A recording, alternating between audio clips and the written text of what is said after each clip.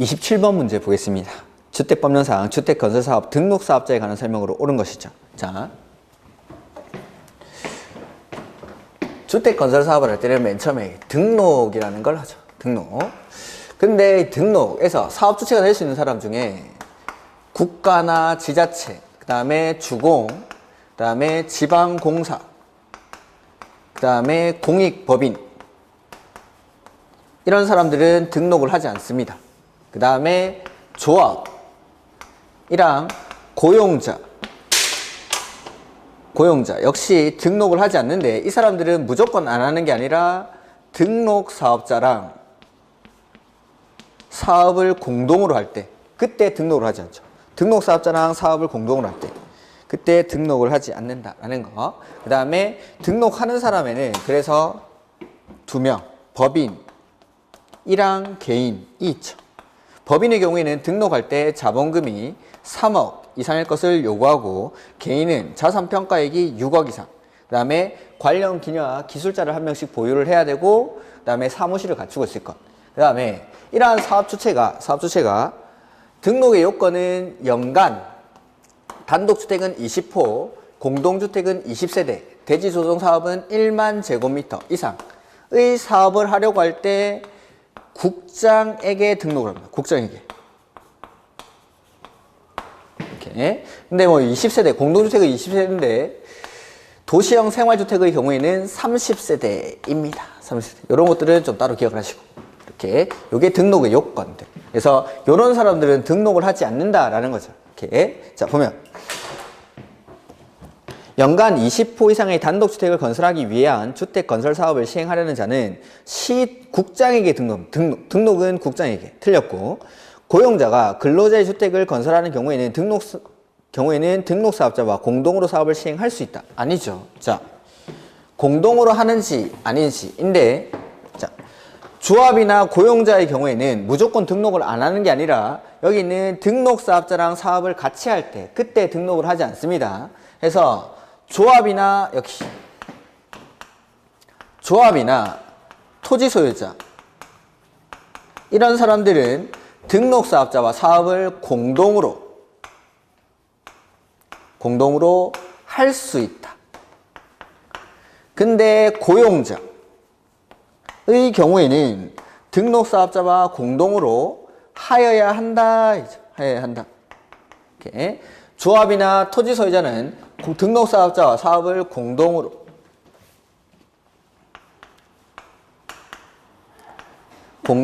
할 수 있다. 근데 고용자의 경우에는 하여야 한다. 근데 여기 조합은 등록사업자와 공동으로 사업을 할 수 있는데, 여기서 제외되는 게 세대수가 증가하지 않는 리모델링 주택조합은 제외한다라고 했었죠. 이렇게. 세대수가 증가하지 않으면 분양에 관련된 문제가 발생하지 않기 때문에 여기서 공동으로 사업을 하는 조합에서 제외되는 게 세대수가 증가하지 않는 리모델링 주택조합은 제외합니다. 이렇게. 그래서 고용자는 같이 할 수 있는 게 아니라 하여야 한답니다. 3번, 토지 소유자가 주택을 건설하는 경우 등록사업자와 공동으로 사업을 시행할 수 있으며 할 수 있다. 맞죠? 토지 소유자나 조합은 공동으로 할 수 있다. 이 경우 토지 소유자와 등록사업자를 공동사업주체로 본다. 3번이 정답. 그 다음에 4번, 사업주체가 지방공사인 경우에는 국장에게 등록해야 한다. 자, 여기 보면 국가, 지자체, 주공, 지방공사, 공익법인, 이런 사람들은 등록을 하지 않는다라고 했죠. 그래서 지방공사는 등록을 요하지 않습니다. 그 다음에 5번, 등록 말소 또는 영업정지 처분을 받은 등록사업자는 그 처분 전에 사업계획 승인을 받은 사업은 계속 수행할 수 있습니다. 다만 계속 수행할 수 없는 중대하고 명백한 사유가 있을 때는 그러하지 아니하다라는 거죠. 그 다음에 28번, 조합에 관한 설명인데, 자, 조합 간단하게만 좀 보면은, 일단 종류는 3가지. 지역주택조합, 2번째는 직장주택조합, 그 다음에 3번째는 리모델링 주택조합. 그 다음에 조합원의 자격은, 지역주택조합은 동일한 지역에 6개월 이상 거주할 것을 요건으로 하고 85제곱미터 이하의 주택을 한 채에 한해서 소유한 세대주인자가 조합원이 될 수 있죠. 그러니까 집 하나 있어도 되니까 무주택자 역시 조합원이 됩니다. 근데 직장주택조합은 종류가 두 가지. 건설하기 위한 직장주택조합이 있고 공급받기 위한 직장주택조합. 이렇게 두 가지로 구분하는데 둘 다 동일한 요건은 동일한 직장에 근로하는 자일 것을 요건으로 하죠. 그 다음에 건설하기 위한 직장주택조합은 85제곱미터 이하의 주택을 한 채에 한해서 소유한 세대주인자나 무주택. 근데 요거 공급받기 위한 직장주택조합은 집 없는 사람만, 무주택자만 국민주택을 공급받기 위한 직장주택조합의 조합원이 될 수 있고, 그 다음에 리모델링 주택조합은 소유자들 이 조합원이 되죠. 그 다음에 뭐 조합원을 모집할 때는 뭐 일단 요거까지 써놓고 일단 문제 한번 풀어보면서 정리를 하죠. 자, 옳은 거. 국민주택을 공급받기 위한 직장주택조합을 설립하려는 자는 시장, 군수, 구청장의 인가를 받아야 한다. 자, 아까 우리 개발법조합, 정비법조합, 주택법조합 싹 다 인가받는다고 했죠? 그래서 조합을 설립하려고 할 때는 시장, 군수, 구청장에게 인가받습니다. 리모델링 주택조합도 인가받고. 근데 딱 하나 우리 신고하는 게 있었죠? 요거. 국민주택을 공급받기 위한 직장주택조합은 신고합니다. 아파트를 짓는 게 아니니까. 이렇게.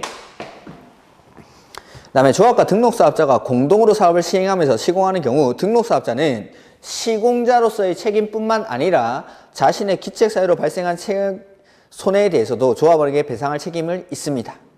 3번. 리모델링 주택조합은 그 구성을 위해서 건설하는 주택을 조합원에게 우선 공급하여야 하고. 일단 틀렸죠. 리모델링 주택조합은 우선 공급이라는 게 없습니다. 원래 소유자들에게 집을 고쳐서 다시 공급을 해주는 거죠. 그 다음에 세대수 증가형 리모델링에 따라 증가하는 세대수, 그거를 이제 일반 분양하는 거죠. 그러니까 우선 공급이라는 개념 자체가 리모델링 주택조합에는 존재하지 않는다라는 거죠.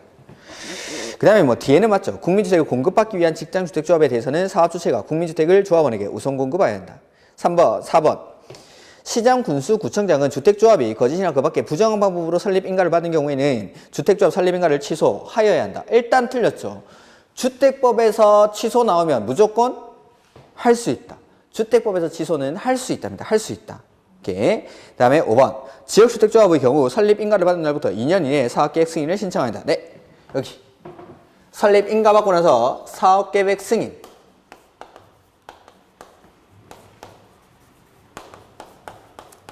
은 2년 내에 신청을 해. 2년 내에. 그래서 28번은 5번이 정답. 그 다음 29번은 사업계획 승인권자죠. 사업계획 승인권자. 우리 요거는 책을 좀 봐야 될 것 같은데, 사업계획 승인은 707페이지, 708페이지 이렇게 나옵니다. 707, 708. 708페이지를 보시면 됩니다.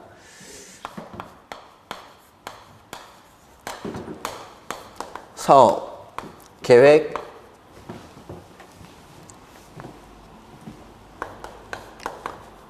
사업 계획 승인권자. 자, 제가 사업계획 승인할 때 항상 설명드렸던 게 목차를 4가지를 붙였죠. 첫 번째가 사업계획 승인 대상. 한 번에 짓는 건물의 개수가 30호, 30세대, 1만 제곱미터 이상일 때 사업계획 승인을 받고, 예외적으로 50호, 50세대부터 사업계획 승인을 받는 게 있다라는 거. 그다음에 두 번째는 사업계획 승인권자인데, 원칙은 지자체 장이 사업계획 승인권자죠. 원칙은 지자체 장이. 근데 이 지자체 장을 구분을 해야 되는데, 면적이 10만 제곱미터 이상일 때에는 시, 도, 대도시. 풀었으면 특별시, 광역시, 도, 대도시 이렇게 되죠. 그 다음에 면적이 10만 제곱미터 미만일 때에는 특별시장, 광역시장, 시장, 군수가 사업계획 승인권자. 해서 여기 보면 특별시나 광역시 같은 경우에는 면적에 관계없이 사업계획 승인권자가 특별시장, 광역시장이 됩니다. 여기 대도시시장까지. 그래서 특별시장, 광역시장은 면적에 관계없이. 그 다음에 이런 사람들이 원칙적인 사업계획 승인권자, 지자체장이 사업계획 승인권자인데 예외적으로 국장이 사업계획 승인을 하는 경우가 있죠. 그게 첫 번째는 국가나 한국토지주택공사가 사업을 시행할 때, 국가나 한국토지주택공사. 그 다음에 두 번째, 330만 제곱미터 이상이나 되면 시도지사는 어떻다고 그러죠? 시도지사는 택도 없다. 택도 없다. 택지개발사업, 도시개발사업. 330만 제곱미터 이상의 택지개발사업, 도시개발사업을 추진하는 지역 중 국장이 지정고시하는 지역에서 주택건설 사업을 시행할 때. 그 다음에 세 번째는 수도권 내지는 광역시의 긴급한 주택난 해소 내지는 지역균형개발 광역적 차원의 조정이 필요해서 역시나 국장이 지정고시하는 지역에서 주택건설 사업을 시행할 때. 그 다음에 네 번째는 공공이 총 지분의 50%를 초과 출자한 위탁관리 부동산 투자회사가 사업을 시행할 때. 이럴 때는 예외적으로 사업계획 승인을 국장이 합니다. 국장이. 그래서 사업계획 승인권자는 일단 예외적으로 국장이 하는 사유를 정확하게 아시고 국장이 하는 게 아니면은 지자체장. 근데 뭐 A 광역시 B 구에서 자 국장이 하는 사유가 아닙니다. 그러면 A 광역시 B 구에서는 사업계획 승인을 면적을 볼 필요도 없죠. 광역시에서는 무조건 광역시장이. 뭐 특별시도 마찬가지겠죠. 그러니까 국장이 하는 사유가 아닐 때, 그럴 때는 이제 지자체장이 하는데 만약에 뭐 특별시나 광역시가 나왔다. 그때는 면적을 볼 필요가 없다라는 거. 특별시랑 광역시장, 특별시장, 광역시장이. 그래서 자 우리 문제 보면은 29번 문제. 자, 사업계획 승인권자인데 첫 번째 점. 한국토지주택공사가 자 이제 뒤에 볼 필요 없죠. 국가나 주공이 사업을 할 때는 사업계획 승인을 국장이 합니다. 사업계획 승인을. 그 다음에 두 번째, B광역시 C구에서 지역균형개발 나왔죠? 자, 요 세 번째 사유인데, 세 번째 사유. 수도권이나 광역시의 긴급한 주택난 해소, 내지는 지역균형개발, 내지는 광역적 차원의 조정이 필요해서 역시 국장이 지정고시하는 지역에서 주택건설 사업을 시행할 때 N은 사업계획 승인을 국장. 해서 둘 다 사업계획 승인을 국장이 하는 경우입니다. 해서 요거 사업계획 승인을 국장이 하는 경우를 정확하게 아시고 그 다음에 나머지는 지자체장이다 라고 생각하시면 되고 특별시나 광역시에서는 면적 볼 필요도 없이 특별시장, 광역시장이 구청장이 사업계획 승인을 하는 경우는 없습니다. 이렇게. 그 다음에 30번 주택상환사채.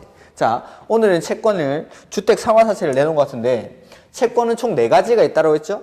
도시군 계획시설 채권, 그 다음에 토지상환채권, 도시개발채권, 주택상환사채 중에 한 가지씩 아마 돌아가면서 모의고사에 출제를 할 겁니다. 제가 주택상환사채라고 했습니다. 사채. 회사가 발행하는 채권. 그래서 아까 우리 등록에서 방금 여기 지우기 전에 여기 써져 있던 거 사업 주체들 중에서 회사가 채권을 발행합니다. 회사가.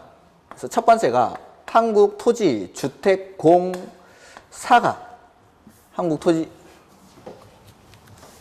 한국토지주택공사가 채권을 발행하고 오늘 분필이 많이 부러지네. 주택공사. 그 다음에 등록사업자. 이러한 회사들이 발행을 하는 회사들이. 오이씨. 회사들이 등록사업, 한국토지주택공사랑 등록사업자. 그래서 회사가 발행하는 채권이니까 등록사업자랑 한국토지주택공사가 채권을 발행하는데 아까 등록사업자에는 2명이 있었죠. 법인이랑 개인. 중에서 회사가 법인이기 때문에 법인이 이 주택상환사채를 발행합니다. 그 다음에 이런 사람들이 채권을 발행할 때는 국장에게 발행계획을 작성해서 승인을 받습니다. 그 다음에 이 등록사업자는 그냥 발행할 수 있는 건 아니고 주택상환사채를 발행하기 위한 요건이 필요한데 뭐 등록사업자 중에 법인으로서 자본금은 5억 이상일 것. 그 다음에 최근 3년간 연평균 건설 실적이 300호 이상일 것. 그 다음에 발행 규모는 최근 3년간 연평균 건설 실적 이내에서만 발행할 수가 있습니다. 그 다음에 우리 채권을 민간이 채권 발행할 때는 항상 뭐 받죠? 지급 보증을 받은 경우. 민간이 채권 발행할 때는 지급 보증을 받은 경우만 채권을 발행할 수가 있다라는 거. 그 다음에 이렇게 이 사람들이 이제 채권을 발행할 때 얘는 액면가대로 발행할 수도 있고 할인의 방법으로 발행할 수도 있고, 그 다음에 만기가 도래해서 갑이 지급 제시를 하면은 발행자가 주택으로 상환하는 채권이니까 주택을 주겠죠. 근데 예외적으로 현금으로 상환을 할 수도 있습니다. 이런 것들. 그 다음에 주택 상환사채의 발행기간은 상환기간은 3년을 초과할 수가 없는데, 이때는 이 3년은 발행일부터 공급, 계약, 체결일까지의 기간이지 뭐 소유권 이전 등기일까지 이런 게 아니죠. 공급, 계약, 체결일까지 이런 것들. 그 다음에 상환자 들어가는 채권들은 기명식 증권 이기 때문에 채권을 이전하려고 할 때 명의변경이라고 표현합니다. 명의변경은 채권 원부에 취득자의 성명과 주소를 기록하는 방법으로 하고, 대항력의 경우에는 채권에 취득자의 성명이 기록되지 않으면, 여기는 주소가 없죠. 주소는 필요 없고, 대항력은 채권에 취득자의 성명이 기재되지 않으면 발행자 및 제3자에게 대항할 수 없다. 이러한 것들이 뭐 주택 상환사채의 효력. 그 다음에 채권은 지금 회사가 발행하는 채권이니까 무슨 법을 준용한다라고 했죠? 상법을 준용. 상법. 해서 30번 옳은 거 보시면은 한국토지주택공사가 주택 상환사채를 발행하려는 경우 주택 상환사채 발행 계획을 수립해서 국장의 승인을 받아야 된다. 네. 주공이라고 해서 공공이라고 해서 승인을 안 받는 게 아닙니다. 주공이나 등록사업자 둘 다 국장의 승인을 받아야 됩니다. 그래서 1번이 정답. 그 다음에 2번 등록사업자가 주택 상환사채를 발행하려는 경우 법인으로서 자본금은 5억 이상, 등록할 때는 자본금이 3억 이상, 근데 채권 발행할 때는 5억 이상, 최근 3년간 연평균 주택 건설 실적이 300호 이상일 것을 요구를 한다. 그 다음에 3번 주택 상환사채는 상환자 들어갔으니까 기명식 증권이고, 사채권자 명의변경, 즉 이전은 취득자의 성명과 주소를 원부에 기록하는 방법으로 하며 취득자의 성명과 주소가 아니라 그 뒤에 성명과 주소가 아니라 그 주소는 빼야 되죠. 취득자의 성명이 채권에 기록되지 아니하면 대항할 수 없다. 그래서 여기 대항 요건에는 주소를 요하지 않습니다. 요거. 그 다음에 주택 상환사채에 관해서는 상법을 준용하죠. 상법. 그 다음에 상환사채 상환기간은 3년을 초과할 수 없고, 상환기간은 발행일부터 공급계약 체결일까지, 소유권 이전 등기일까지가 아니라 공급계약 체결일까지 해서 30번은 정답이 1번. 그 다음에 주택의 공급에 관한 설명으로 옳은 것이라는 게 나오죠. 자.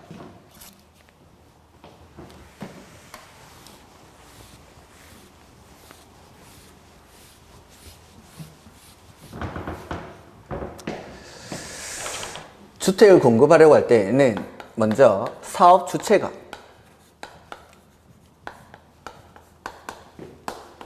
입주자, 모집 공고, 승인, 신청을 해야 됩니다.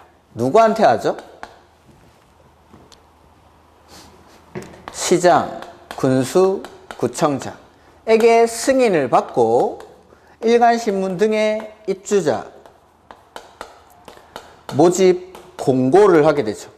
그리고 입주자 모집 공고에는 뭐 여기 분양가 상한제, 투기가해지구, 조정 대상 지역이라는 사실을 공고하게 하여야 한다. 뭐 이런 것들. 근데 승인 신청하는 사람은 민간 사업 주체지 공공은 이러한 승인 신청을 하지 않는다라고 했습니다. 이렇게. 자, 그래서 요거 가지고 문제 한번 보면은 옳은 거. 한국토지주택공사가 입주자를 모집하려는 경우에는 승인을 받아야 된다. 아니죠. 민간만 승인을 받는 거지 주공은 승인을 받지 않습니다. 2번 국장은 공공택지 중 주택가격 상승률이 물가 상승률보다 현저히 높은 지역으로서 주택가격이 급등할 우려가 있는 지역을 분양가 상한제 적용 지역으로 지정할 수 있다. 틀렸죠? 자, 분양가 상한제인데 분양가 상한제는 크게 두 가지로 나눕니다. 첫 번째는 공공택지에서의 분양가 상한제, 두 번째는 민간택지에서의 분양가 상한제. 나눠서 자, 공공택지에서는 분양가 상한제가 전면적으로 적용이 됩니다. 즉 지정할 필요도 없이 공공택지에서 건설 공급하는 주택에는 분양가 상한제가 100% 적용이 됩니다. 근데 민간택지는 국장이 지정하는 지역에서만. 그래서 지문을 다시 한번 보면 2번 국장은 공공택지 중 그렇게 해서 틀렸습니다. 공공택지가 아니라 민간택지, 공공택지 외의 택지 중 주택가격 상승 우려가 있는 지역을 분양가 상한제 적용지역으로 지정하는 거지 공공택지는 지정할 필요가 없습니다. 이렇게 3번 지방공사가 사업주체로서 입주자 모집 공고 승인 신청을 하려는 경우 일단 틀렸죠. 지방공사는 공공이기 때문에 승인 신청을 하지 않습니다. 승인 신청을 하려는 경우에는 견본주택에 사용되는 마감자재 목록표와 견본주택 각실 내부를 촬영한 영상물 등을 제작해서 시장, 군수, 구청장에게 제출해야 한다. 뒤에는 맞습니다. 마감자재 목록표와 영상물 등을 제작해서 시장, 군수, 구청장한테 제출을 해야 되는데 공공사업 주체는 승인 신청을 안 하기 때문에 이러한 것들 제출하는 시기가 견본 주택을 건설하는 때 그때 마감자재 목록표랑 각실 내부를 촬영한 영상물 등을 제작해서 제출합니다. 견본주택을 건설하는 때. 요거 책으로 한번 볼까요?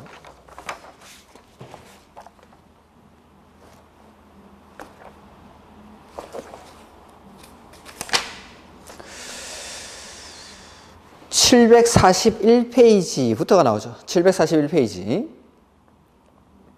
거기 박스 안을 바로 보겠습니다. 중간에 있는 박스에 사업주체 해서 공공주택사업자는 제외한다. 그래서 민간사업주체가 시장, 군수, 구청장에게 승인을 합니다. 승인 신청을 한다. 근데 복리시설은 신고한다 라고 되어 있죠. 이렇게. 그 다음에 뒷페이지에 보면은 742페이지 가로 3번 742페이지 가로 3번 자, 사업주체가 시장, 군수, 구청장의 승인을 받으려는 경우 가로 띄워놓고 세 번째 줄 와서 N은 견본주택에 사용되는 마감자재의 규격, 성능, 재질을 적은 목록표와 견본주택 각실 내부를 촬영한 영상물 등을 제작해서 승인권자인 시장, 군수, 구청장한테 제출합니다. 근데 첫 번째 줄 가로 안에 보시면은 사업주체가 국가, 지자체, 주공, 지방공사, 공공이죠? 공공사업주체는 승인 신청을 안 하니까 승인 신청할 때 제출하라고 했는데 이때 할 수가 없죠. 그래서 언제? 견본주택을 건설할 때 이때. 그래서 31번에 거기 지문도 마찬가지. 지방공사는 공공사업주체니까 견본주택을 건설할 때 제출합니다. 그 다음에 시장, 군수, 구청장은 사용 마감자재 목록표와 영상물 등을 사업계획 승인이 있은 날부터가 아니라 사용검사. 자, 보면은 우리 공사 다 끝나고 나면 사용검사를 받죠. 이때부터 2년간 따로 보관을 해야 됩니다. 마감자재 목록표랑 영상물 등을 제출하게 하는 이유는 향후 분쟁에 대비해서, 그러니까 입주자들이 실제 입주를 해서 살아보니까 모델하우스에 썼던 마감자재랑 실제 입주하고 나서 아파트랑은 다른 거죠. 그때의 분쟁을 방지하기 위해서 이 마감자재 목록표를 제출하게 하는 건데, 사업계획 승인, 공사에 착공할 때부터, 사업계획 승인은 공사에 착공할 때죠. 이때부터 2년간 보관을 하면은 공사 끝나기도 전에 마감자재 목록표를 없앤다 이 말이죠. 그건 아니죠. 그래서 사용검사일로부터 2년. 그 다음에 5번 관광특구에서 건설 공급하는 공동주택으로서 해당 층수가 50층 이상이거나 높이가 150m 이상인 건축물에는 분양가 상한제를 적용하지 않는다. 네, 이게 정답. 31번은 5번이 정답이죠. 그래서 분양가 상한제를 적용 안 하는 게 세 군데가 있었죠. 첫 번째는 도시형 생활주택, 두 번째는 경제 자유구역에서 외자 유치와 관련이 있다고 인정하는 경우, 세 번째는 관광 특구에서 층수는 50층 이상이거나 높이가 150m 이상인 공동주택. 이러한 것들은 분양가 상한제를 적용하지 않습니다. 오케이. 다음에 32번. 이제 건축법. 옳은 것. 지하에 공작물에 설치하는 공연장은 건축물에 해당하지 않는다. 아니죠. 자, 건축물이란 지붕과 기둥 또는 벽이 있는 거, 그 다음에 이에 딸린 시설물, 대문이나 담장 같은 거, 그 다음에 지하나 고가의 공작물에 설치하는 사무소, 공연장, 점포, 차고, 창고 이러한 것들이 건축물에 해당하죠. 그러니까 지하의 공작물에 설치하는 공연장 역시 건물에 해당합니다. 그 다음에 지하층이란 건축물의 바닥이 지표면 아래에 있는 층으로서 바닥에서 지표면까지의 평균 높이가 해당 층 높이의 2분의 1 이상인 거. 이게 정답이죠. 그 다음에 리모델링이란 건축물의 노후화 억제를 하거나 기능 향상을 위해서 대수선하는 행위를 말하며 건축물의 일부를 증축 또는 개축하는 행위를 포함합니다. 제외하는 게 아니라. 그 다음에 이전이란 주요 구조부를 해체하고 안 하고, 해체하지 아니하고 동일한 대지 다른 대지, 동일한 대지에서 위치를 옮기는 것을 이전이라고 하죠. 그래서 여기 주요 구조부를 해체하지 아니하고 다른 대지가 아니라 같은 대지, 같은 대지. 그 다음에 옥의 피난 계단을 증설 또는 해체하거나 수선 변경하는 것은 대수선에 해당한다. 뭐가 틀렸죠? 자, 우리 대수선을 잠깐 보면은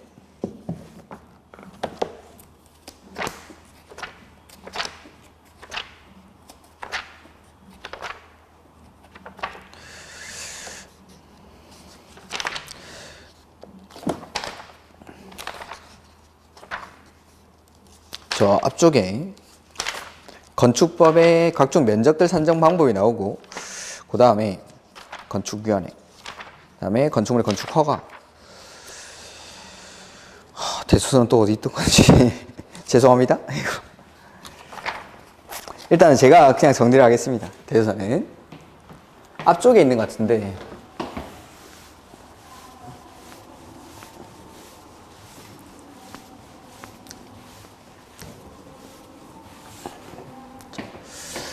첫 번째 내력벽, 두 번째는 기둥, 세 번째는 보, 네 번째는 지붕 틀, 이러한 것들을 증설, 해체, 수선, 변경하는 행위가 대수선.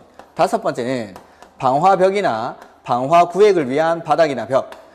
여섯 번째는 주계단, 피난계단, 특별 피난계단이지 거기 우리 지문에 나와 있는 옥의 피난계단, 요런 것들은 대수선에 해당하지 않습니다. 옥의 피난계단은.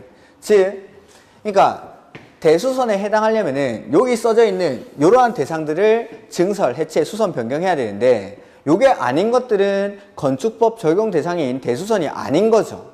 대수선이 아니니까 우리가 일반적으로 아파트에서 실내 인테리어 할 때 그냥 하는 겁니다. 건축법 적용 대상이 아니니까. 즉 옥의 피난계단 역시 건축법의 적용 대상인 대수선의 대상물이 아니기 때문에 이거는 그냥 고치면 되는 겁니다. 그냥. 이렇게. 그 다음에 여기 빠져있는 게 7번. 뭐 다가구 다세대 세대 간의 경계벽. 그 다음에 여덟 번째는 건물 외벽의 마감 재료. 이러한 것들을 증설, 해체, 수선, 변경할 때 그때 대수선인 거지. 옥의 피난계단은 대수선의 대상이 아예 아닌 거죠. 이렇게. 그래서 틀린 질문. 그 다음에 33번 이런 것들은 혼자 푸시면 되겠죠. 올라갈 때는 용도 변경 올라갈 때는 허가받고 내려올 때는 신고하고 뭐 이런 것들 뭐 가장 쉬운 형태로 내면은 이렇게 출제를 합니다. 이렇게. 근데 이건 너무 예전 스타일이긴 한데 아주 전통적으로 많이 나왔던 거기 때문에 그냥 한번 넣어놔봤습니다. 이렇게 해서 33번은 아마 디귿 미음이 정답이었던가 그럴 겁니다. 33번은 4번이 정답. 그 다음에 34번 도지사의 사전 승인이 나오죠. 자, 요거는 547페이지에 나와 있습니다. 기본서는 547페이지. 자.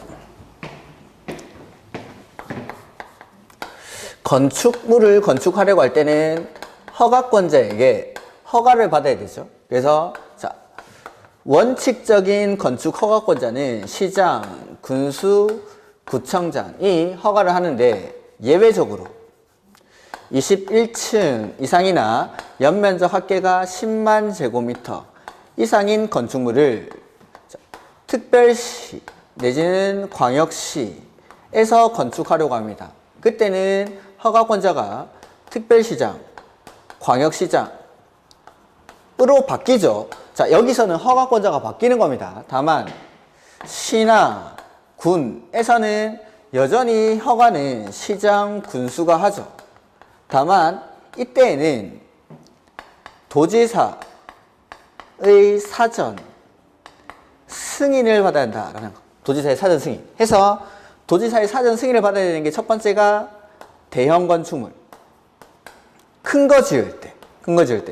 그래서 21층 이상이나 10만 제곱미터 이상인 건축물인데 첫 번째, 건축물 연면적의 30% 이상을 증축해서 21층 이상으로 되거나 10만 제곱미터 이상이 되는 경우, 이러한 경우를 포함을 하고, 두 번째, 중요한 거죠 이게. 여기서 제외되는 건물들, 이 공장, 창고, 건축위원회 심의를 거친 건축물, 이러한 것들은 제외한다. 요게 바로 도지사의 사전 승인 대상. 그 다음에 두 번째는 자연환경이나 수지를 보호하기 위해서 도지사가 지정 공고한 구역에서 규모는 3층 이상이나 1000제곱미터 이상의 5가지 시설이 있었죠. 5가지 시설. 자연환경이나 수질 보호를 위해서 도지사가 지정 공고한 구역 안에서 3층 이상이나 1000제곱미터 이상의 일반 업무시설, 일반 음식점, 위락시설, 숙박시설, 공동주택, 이러한 것들이 도지사의 사전 승인 대상. 그 다음에 세 번째는 교육환경이나 주거환경을 보호할 목적으로 역시 도지사가 지정 공고한 구역에서 규모는 따로 없고 위락시설이나 숙박시설 지을 때 요게 도지사의 사전 승인 대상. 이렇게. 그래서 도지사는 건축 허가권자가 아닙니다. 34번 옳은 것. 층수가 21층 이상인 창고는 안 되죠. 그 다음에 연면적 합계가 10만 제곱미터 이상인 공장도 제외되고, 그 다음에 자연환경을 보호하기 위해서 도지사가 지정 공고한 구역에 건축하는 연면적 합계가 1000제곱미터 이상 3층 이상이어야 되는데 규모가 안 되죠. 일반 음식점은 맞는데. 그 다음에 4번 주거환경이나 교육환경을 보호하기 위해서 도지사가 지정 공고한 구역에서 건축하는 연면적 합계가 500제곱미터이고 2층인 위락시설, 여기는 규모가 필요가 없죠. 교육환경이나 주거환경 보호를 위해서는. 그래서 4번이 정답.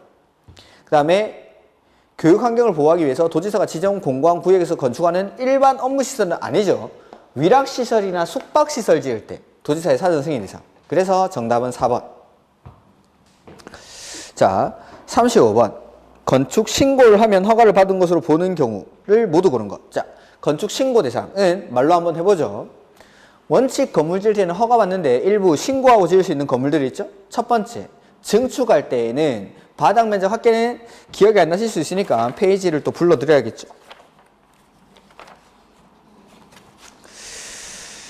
553페이지 아니면은 뭐 노트, 제가 나눠드린 강의 노트에는 44페이지 정도 아마 나올 겁니다. 그래서 신고 대상, 증축할 때 바닥 면적 합계는 85제곱미터 이내의 재축. 그 다음에 높이는 3m 이하. 그 다음에 신축할 때 어디서 하죠?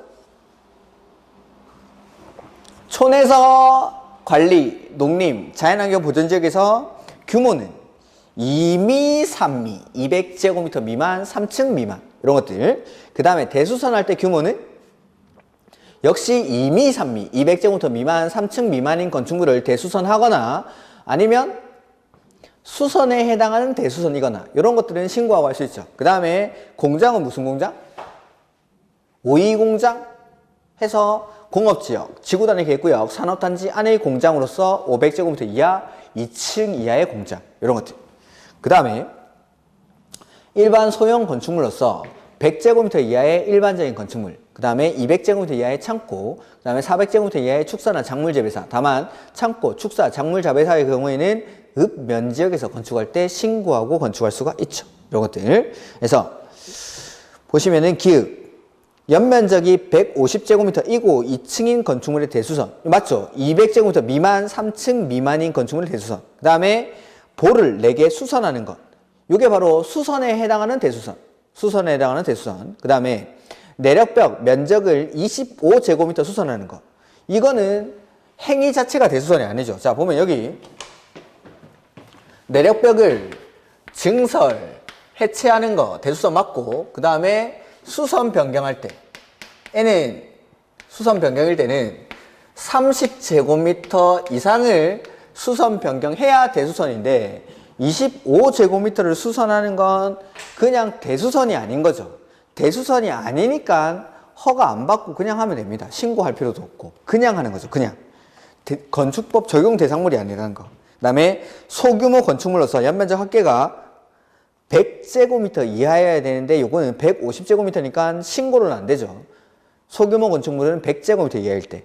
그 다음에 산업단지 안에 건축하는 공장은 오이공장 그래서 500제곱미터 이하, 2층 이하니까 2층도 포함이 되죠. 그래서 미음도 맞고. 그러면은 기읍, 니은, 미음. 기읍, 니은, 미음. 요게 신고 대상. 5번이 정답이죠. 5번. 그 다음에 36번. 건축법령상 도시군 계획시설 및 도시군 계획시설 예정지에서의 가설건축물. 요거는 허가 대상 가설건축물이죠. 그래서 자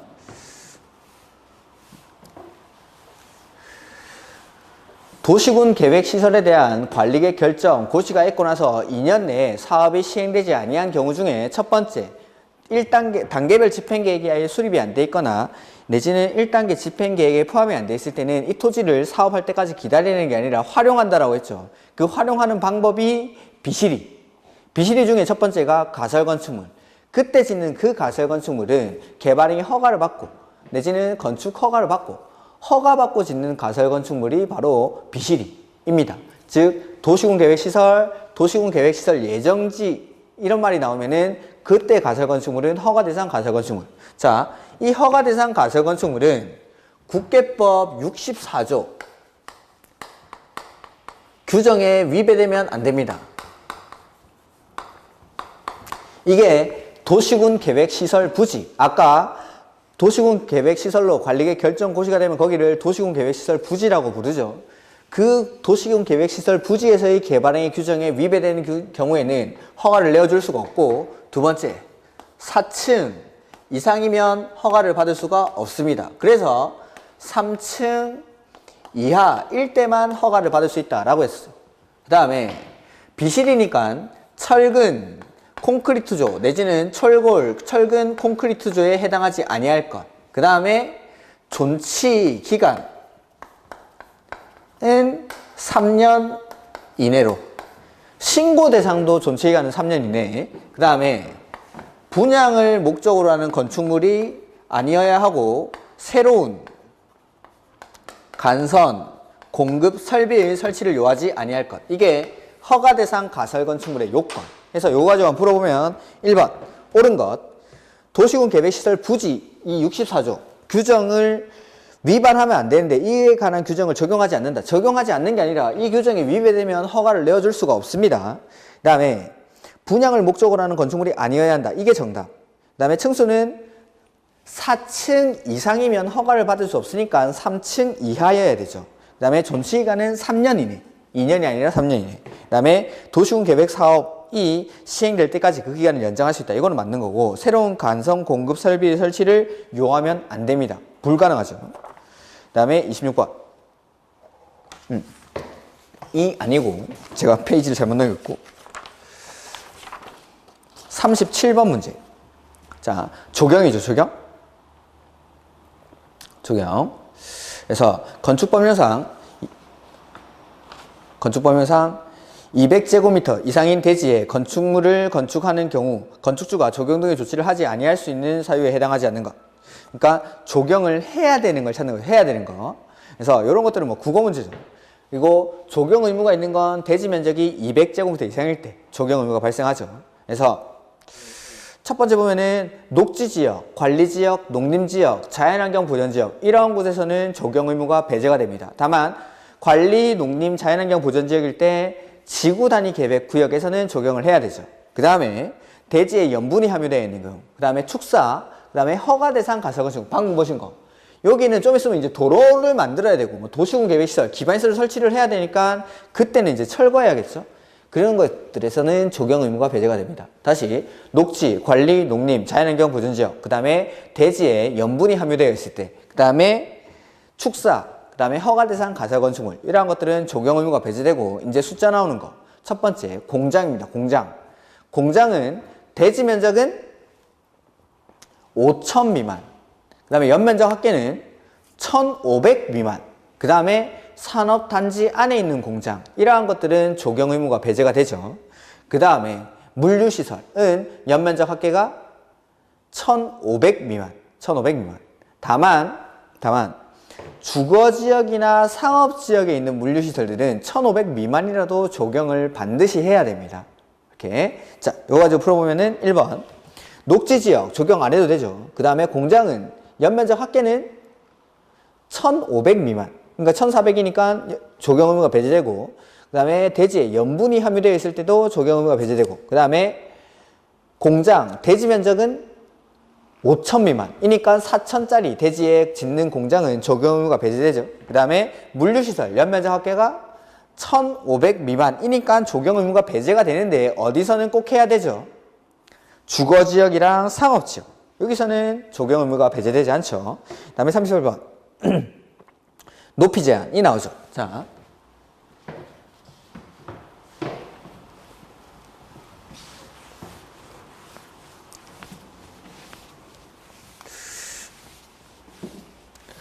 혹시나 그 수업을 시작하게 되면은 강의 노트 제가 나눠드린 거 그걸 좀 들고 오십시오. 그걸로 푸는 게 훨씬 더 빠를 것 같아가지고 기본서 찾아보는 것보다. 그래서 필요한 것들은 제가 기본서 몇 페이지를 보시라고 말씀드릴 테니까 이제 혹시나 이게 그 사회적 거리두기 이게 끝나가지고 학원에 출석을 하시게 되면은 강의 노트를 가지고 오십시오. 그리고 다음 주부터는 제가 강의 노트에 몇 페이지에 있다라는 걸 말씀을 드리겠습니다. 이 기본서를 찾아보니까 시간이 너무 오래 걸려가지고 안 될 것 같고, 강의 노트는 아마 다 들고 계실 테니까 그걸 기준으로 해서 말씀을 드리겠습니다. 그것만 봐도 뭐 충분합니다.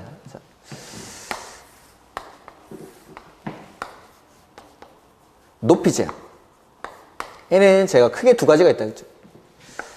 가로구역 안에서의 높이 제한이 있고 1조 등의 확보를 위한 높이 제한. 그리고 이 1조 등의 확보를 위한 높이 제한에는 첫 번째, 전용 주거지역이나 일반 주거지역에서의 높이 제한.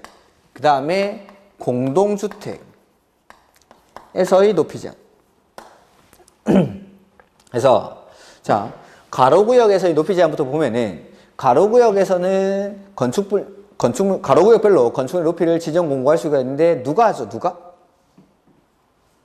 허가권자가 뭘 거쳐서? 심의를 거쳐서. 그래서 허가권자는 건축위원회 심의를 거쳐서 가로구역별 건축물의 높이를 지정 공고할 수가 있습니다. 다만 같은 가로구역 안이라도 건축물의 용도나 형태에 따라 높이를 다르게 정할 수가 있고, 그 다음에 가로구역 안에서 높이를 완화할 필요가 있다고 인정하는 대지에 대해서는 마찬가지 심의를 거쳐서 높이를 완화할 수 있다라는 거. 그 다음에 조례로 가로구역별 건축물 높이를 정할 수 있는 곳이 있는데 특별시나 광역시. 특별시나 광역시에서는 특별시장, 광역시장은 특별시, 광역시 조례로 가로구역별 건축물 높이를 지정 공고할 수가 있다. 이게 가로구역에서의 높이죠. 그 다음에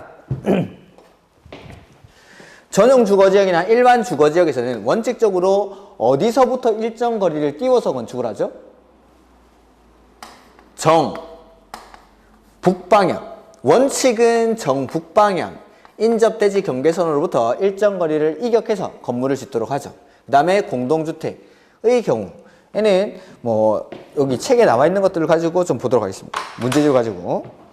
자, 38번 문제 옳은 거. 1번 허가권자는 가로구역별 건축물의 높이를 지정하려면 심의를 거쳐야 한다. 1번이 정답. 옳은 것. 자, 그 다음에 가로구역별 건축물의 높이를 조례로 정할 수 있는 건 특별시, 광역시에서. 그 다음에 전용 주거지역에서 건축하는 건축물의 경우. 자, 전용 주거지역이나 일반 주거지역은 어디서부터? 정북방향으로의 인접대지 경계선으로부터. 그러니까 원칙은 정북방향부터 일정 거리를 띄워서 건축하죠. 그 다음에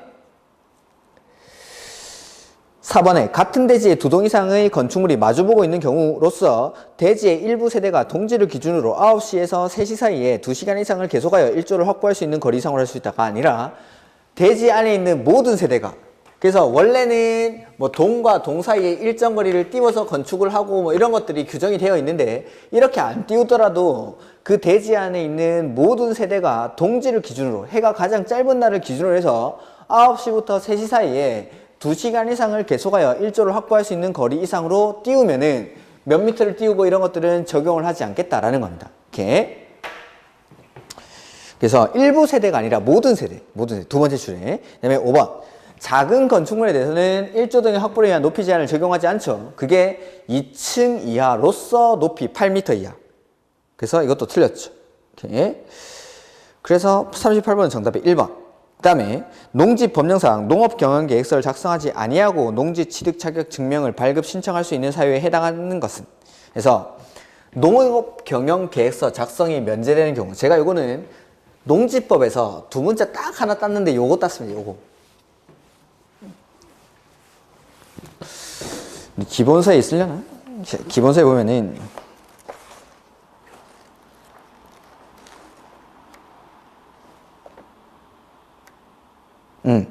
807페이지.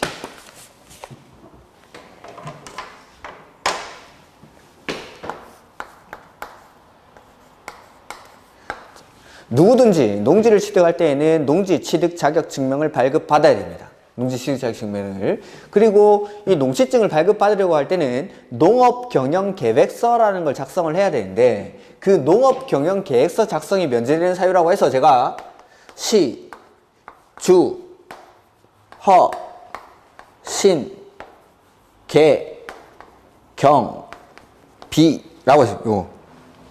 그게 아마 807페이지에 2번에 맨 밑에 보면은 2번이 있죠. 농업경영계획서 작성 의무 면제 해서 여기 나와 있습니다. 자, 시가 바로 학교나 연구기관의 시험, 실습지. 그 다음에 주는 주말 체험 영농. 그 다음에 허는 농지 전용 허가. 시는 농지 전용 신고. 그 다음에 개는 농지 개발 사업 지구에서 1500제곱미터 미만의 농지를 취득하는 경우. 그 다음에 경은 최상단부부터 최하단부까지의 경사도가 15% 이상인 것. 이걸 영농여건 분리농지라고 부수를 썼고, 그 다음에 비축농지. 이러한 것들은 농지증을 발급받는 겁니까? 안 받는 겁니까? 농지증은 발급을 받아야 되죠. 농지증을 발급받는데 농업경영계획서의 작성이 면제되는 경우. 그러니까 농지증을 발급받는 사유입니다. 농지증을 발급받아야 되는데 농업경영계획서의 작성이 면제되는 거. 해서 시, 주, 허, 신, 개, 경, 비 이렇게. 보살님이 절에 가서 시주를 허신께 경비가 드네, 돈이 드네, 경비. 시주, 허신, 개, 경비 이렇게. 그래서 요거는 농지증을 발급받지만 농업경영계획서의 발급이 농업경영계획서의 작성이 면제되는 경우. 그래서 농지법에서 시험에 제일 많이 나오는 게 다음 중 농지증을 발급받아야 하는 경우는, 다음 중 농지증을 발급받지 아니하고 농지를 취득할 수 있는 경우는, 요거 구분하는 게 나옵니다. 발급받아야 하는 경우는 하면은 요거 중에 하나 찾으면 됩니다. 시, 주, 허, 신, 개, 경, 비. 다음 중 농지증을 발급받지 아니하고 농지를 취득할 수 있는 경우는 하면은 요거 4개가 적혀 있을 겁니다. 요거 4개 빼고 나머지 하나 찾으면 됩니다. 그 중에서 제일 많이 나오는 게 법인의 합병, 그 다음에 공유농지의 분할, 그 다음에 시효취득, 그 다음에 환매권 행사. 이 4가지는 농지증을 발급받지 않고 농지를 취득할 수 있는 경우에 정답으로 제일 많이 나온 4가지. 그래서 자, 시, 주, 허, 신, 개, 경, 비 이거는 농지증을 발급받는 겁니다. 근데 요거 4가지는 농지증을 발급받지 않는 거에 대표적인 것만 가지고 온 겁니다. 이거보다 많습니다. 훨씬. 그 농지증을 발급받지 않는 게 아마 거기 나오고 있죠. 옆에 806페이지 1번부터 7번까지 7번까지 쭉 남아있는 거, 이런 것들. 이러한 것들이 농지증을 발급받지 않는 사유 중에 시험에는 이게 제일 많이 나옵니다. 그래서 농지증 발급받는 거, 농지증 발급 안 받는 거, 이런 것들. 그래서 우리 문제는 지금 농지증을 농업경영계획서를 작성하지 아니하고 농지증 발급 신청할 수 있는 경우, 그러니까 발급 받아야 되는 거, 요거 찾는 거죠. 정답은 4번 농지전용 허가, 농지전용 신고, 허신. 대신에 농지 전용 협의는 농취증을 발급받지 않죠. 그 다음에 40번. 농업보호구역에 설치할 수 있는 시설이 아닌 것. 요거는 제가 나눠드린 노트 맨 끝 페이지에 가면은 나올 겁니다. 맨 끝 페이지 바로 앞에. 이렇게. 자, 농업, 진흥, 지역은 농업, 진흥, 구역이랑 농업, 보호, 구역 이렇게 구분을 하는데 행위 제한이 더 센 곳이 어디라고 했죠? 진흥구역. 진흥구역이 행위 제한이 더 세고 그 밖에 이 진흥구역의 용수원 확보라든지 농업 환경을 보호하기 위한 곳이 농업보호구역. 그래서 이 두 가지를 묶어서 농업진흥지역이라고 하는 거죠. 농업진흥지역이라고. 그래서 진흥구역 안에서는 농업 관련된 행위만 할 수 있습니다. 그리고 뭐 국방 군사용 시설, 하천, 뭐 방제 시설 같은 것들, 내지는 뭐 광물 채취, 문화재 보수 보건 시설 이러한 것들을 할 수 있는데 숫자 나오는 게 몇 가지 있었습니다. 그래서 농, 수산물의 가공, 처리 시설 이러한 것들은 15,000제곱미터 미만. 그 다음에 미곡의 선별, 보관장소 이런 것들은 30,000제곱미터 미만. 그 다음에 시험 실습지, 연구기관 이런 것들, 시험 실습하는 품종 개량 이런 연구기관은 3,000제곱미터 미만. 그 다음에 주택은 660제곱미터 이하까지 농업진흥구역 안에서 이런 것들을 할 수 있습니다. 농업진흥구역 안에서. 그 다음에 보호구역은 진흥구역보다 행위 제한이 완화되어 있는 곳이니까 진흥구역에서 할 수 있는 건 다 할 수 있고 일부 농어민들의 소득 증대 사업이 가능한데 이 중에서 관광농원은 입장료가 20,000원이라고 했는데 20,000원 미만. 그 다음에 주말농원은 차비가 3,000제곱미터 3,000원. 주말농원은 차비가 3,000원. 그 다음에 태양에너지를 이용한 발전 설비 같은 경우에는 10,000제곱미터. 태양, 선, 해일 이렇게 1만 이렇게 제곱미터 미만. 그 다음에 단독주택이나 1종근생, 그 다음에 2종근생 이런 것들은 1,000제곱미터